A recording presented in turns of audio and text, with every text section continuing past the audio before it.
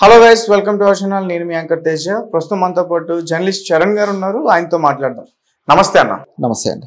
Right. అయితే రాజ్ తరుణ్ మీద ఒక మహిళ కొన్ని ఆరోపణలు చేయడం అయితే ఇప్పటివరకు మనం వెలుగులోకి వచ్చే చూసాం.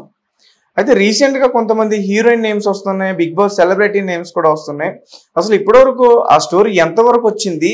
పోలీసులు కూడా ఆమె పెట్టిన కేసుని తీసుకోలేదని చెప్తున్నారు. అంటే ఇవన్నీ కూడా ఆరోపణలా? ఏం జరుగుతుంది అసలు? గత 4 రోజులుగా రాజ్ తరుణ్ ఇష్యూ బాగా వైరల్ అవుతున్న సంగతి తెలిసిందే. అయితే ఈ ఇష్యూకి సంబంధించి ఆమె లావణ్య అనే వ్యక్తి ఆ కేసు పెట్టడం జరిగింది నార్సింగ్ పోలీస్ స్టేషన్లో. కాకపోతే ఆ కేసు పోలీసులు తీసుకోవట్లేదు అనేది ఇప్పుడు ప్రస్తుతం ఉన్న వివాదం అన్నమాట. ఆ కేసు ఆమె తన సంబంధించిన ప్రూఫ్స్ అన్ని కూడా సోషల్ మీడియాలో వైరల్ చేసింది, అన్ని వైరల్ అవుతూనే ఉన్నాయి. అంత ప్రూఫ్స్ ఉన్నా కూడా పోలీసులు కేసు తీసుకోవట్లేదు అనేది ఇప్పుడున్న విషయం. వాళ్ళు ఎందుకు తీసుకోవట్లేదు అనేది కూడా ఒక క్వశ్చన్ గా బయలుదేరింది. అండ్ ఆ కేసుకు సంబంధించి మన ప్రముఖ న్యాయవాది దిలీప్ శంకర్ ఎవరైతే ఉన్నారో ఆయన కేసుకు సంబంధించి వాళ్ళు తీసుకోవాలి అంటూ ఆయన వాలంటరీగా ఆ కేసు వాదించడం కోసం ఆయన ఇన్వాల్వ్ వచ్చారు. సో ఆమె తరపున ఆయన బాధ్యత తీసుకొని ఆ కేసు పెట్టే ప్రయత్నం చేస్తున్నారు.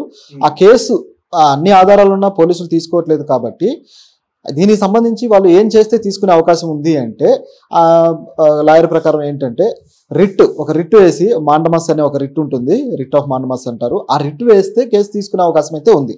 ఆ రిట్ ఏంటంటే ప్రభుత్వ అధికారులు కానీ పోలీసులు కానీ ఎవరైనా సరే వాళ్ళ బాధ్యతలు నిర్వర్తించినప్పుడు సరిగ్గా సో అప్పుడు ఈ రిట్ వేసి వాళ్ళ మీద వాళ్ళని బాధ్యులుగా చూపిస్తూ కేసు వేయచ్చు అనమాట. అప్పుడు ఈ రిట్లో మన రాష్ట్ర హోంశాఖ కావచ్చు, అలాగే పోలీస్ శాఖను కూడా బాధ్యులుగా చేస్తూ రిట్ వేయచ్చు. సో ఇది చాలా పెద్ద ఇష్యూగా మారుతుంది. కాబట్టి అంత జరగకముందే వాళ్ళు కేసు తీసుకుంటారేమో. ఒక లాయర్ మరి వెళ్ళి మాట్లాడితే ఖచ్చితంగా తీసుకోవాలి కూడా. ఎందుకంటే ఒక స్త్రీ నాకు అన్యాయం జరిగింది, నాకు ఇట్లా థ్రెట్టింగ్ ఉంది, ముఖ్యంగా సరే అన్యాయానికి సంబంధించి కోర్టుకు వెళ్ళిన తర్వాత వాదోపవాదాలు జరుగుతాయి, అదంతా తర్వాత సంగతి. కానీ ఆమెకి ప్రాణభయం ఉంది, ఒక ప్రాణానికి ప్రమాదం ఉంది అని చెప్పి కేసు పెట్టినప్పుడు అదైతే తీసుకోవాల్సిన అవసరం ఉంది. ఎందుకంటే ఆమెకి ఏమైనా జరిగితే ఎవరు రెస్పాన్సిబిలిటీ? ఒంటరిగా ఉంటుంది, అతన్ని లవ్ చేసి బయటకు వచ్చిన తర్వాత పేరెంట్స్కి దూరంగా ఉంది 11 సంవత్సరాలు.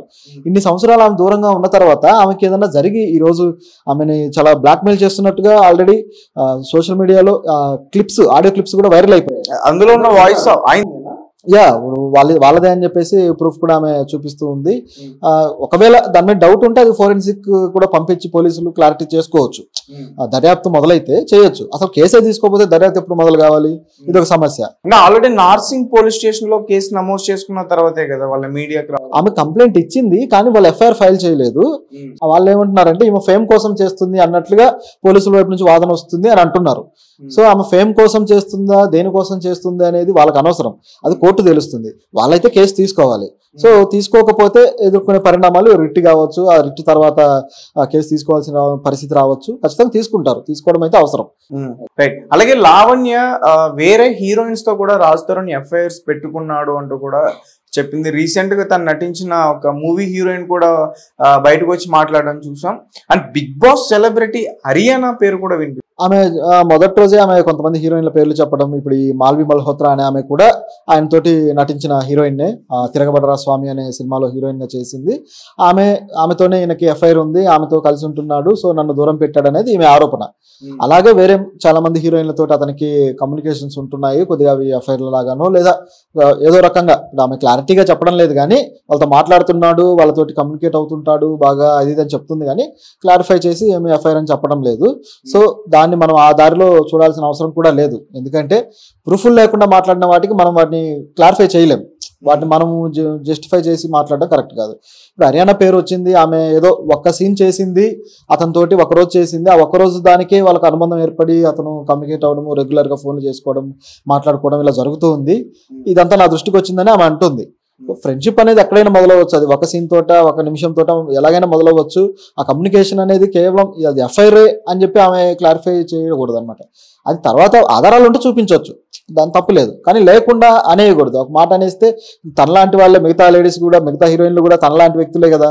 సో ప్రూఫ్లు లేకుండా అలా బ్లేమ్ చేస్తే ఏమవుతుంది? వాళ్ళకు కూడా ఇమేజ్ డ్యామేజ్ అయ్యే పరిస్థితి ఉంటుంది. అది సరైనది కాదు. మరి చూడాలి, ఇంకా చాలా మంది మీద ఆరోపణలు వస్తున్నాయి. అయితే అది చూసి ప్రూఫ్లు లేకుండా అయితే మాట్లాడడం సరైనది కాదు. అండ్ 10 ఏళ్ళు సహజీవనం చేశారు అంటున్నారు ఇద్దరు.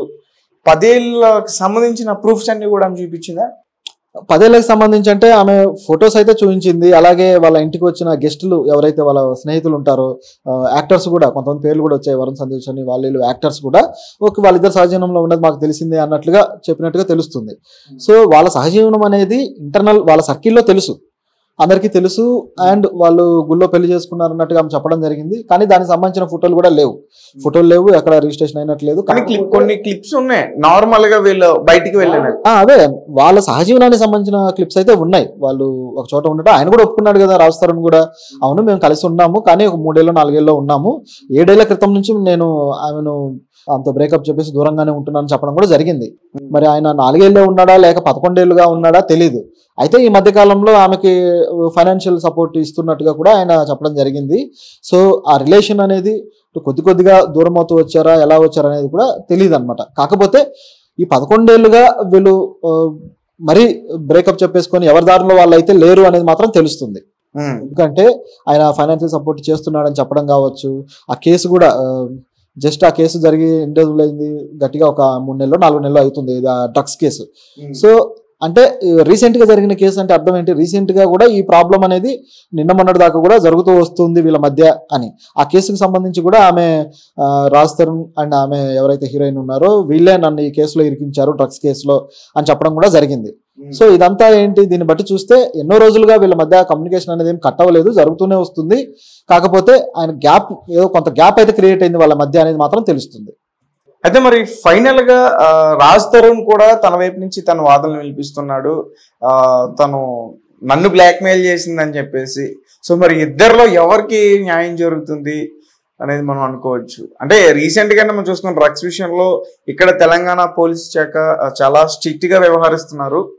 మరి ఈ కేసుని వాళ్ళు హ్యాండిల్ చేస్తారా, అమ్మాయికి న్యాయం జరుగుద్దా లేకపోతే ఇతనికి న్యాయం జరుగుద్దా? అంటే పోలీసులు అయితే కేసు ఖచ్చితంగా తీసుకుంటారు, ఎందుకంటే ఇప్పుడు అది వివాదంగా మారింది కాబట్టి. అలాగే కొంతమంది లాయర్లు కూడా ఇప్పుడు ఈ కేసు విషయంలో ఆ రిట్ వేయడానికి సిద్ధపడ్డారు కాబట్టి కేసు అయితే తీసుకుంటారు. రైట్. మరి ఈ కేసు విషయంలో అమ్మాయికి, లావణ్య అనే అమ్మాయికి మరి న్యాయం జరుగుతుందా జరగదా?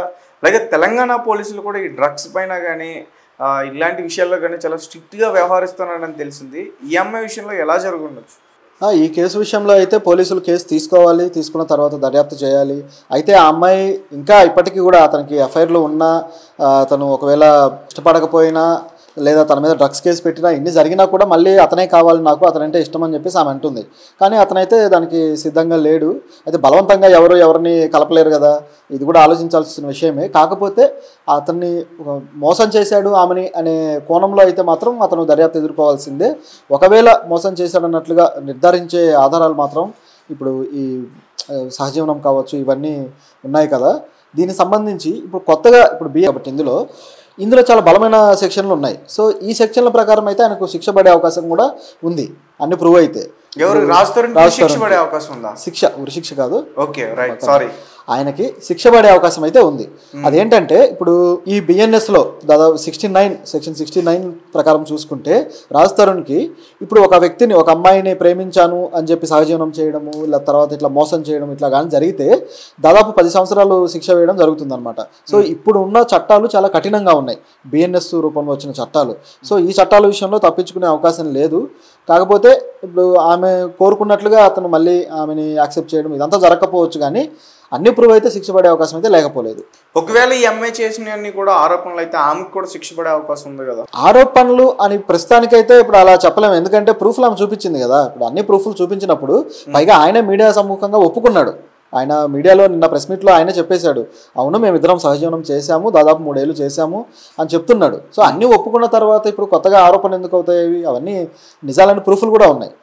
అది సో ఆమెకు ఏ ప్రాబ్లం లేదు, కానీ ఇప్పుడు ఈయనైతే ఎదుర్కోవాల్సిందే. ఓకే అన్న, థ్యాంక్ యూ సో మచ్.